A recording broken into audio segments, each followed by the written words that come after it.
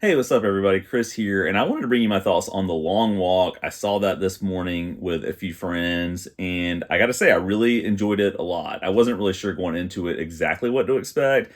I knew it was based on a Stephen King tale. I knew that it was directed by Francis Lawrence, who also directed the Hunger Games films, and I think he's a very suitable director for this type of material.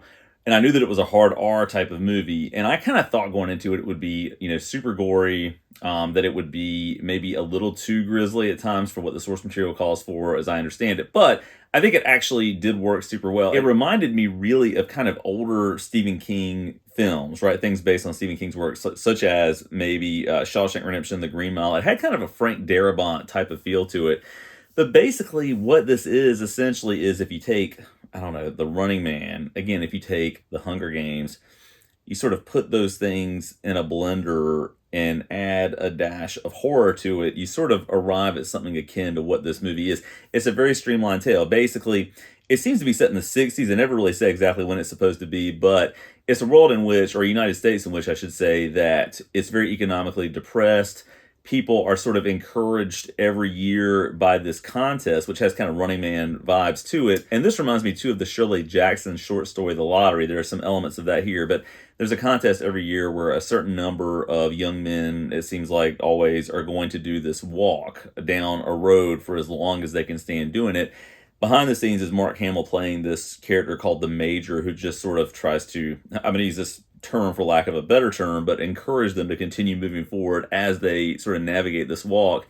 But it continues for really hundreds of miles, and it just ends whenever the final person is left standing. And so, as you can imagine, along the way, all sorts of horrible things transpire because people have different issues they have to try and sift through, right? Whether it's they've got to stop to use the bathroom, whatever. But there are certain rules, right? You get 3 warnings. You can only stop for 10 seconds. And if you stop at all, you're executed on the spot. No questions asked. So, again, a lot of really sort of dour and horrible things happen as a result of that. But along the way, you've got a lot of great character development. You've got a lot of great actors put in situations where they're able to have dialogues that are kind of interesting, right? That dive into things like what really matters in this world. How do you see the beauty in a dark situation? There are a lot of sort of philosophical chestnuts that sort of arrive out of this, and you start to care about a lot of the characters. And as things get increasingly more tense, you sort of know, obviously, just based on the nature of this thing, that not everybody is going to make it. And so, if I have one knock against this, I'm not 100% sure about how I feel with the ending or feel about the ending. There's a little bit, I think, of ambiguity there, whether it's intentional or not, that crops up at the end.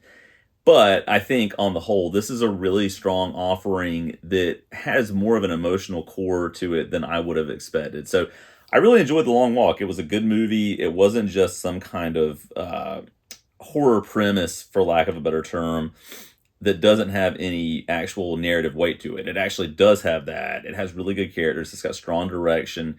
You care about what's transpiring. So I enjoyed it. But anyway, if you've seen The Long Walk, let me know what you think in the comments down below. And as always, thanks so much for watching.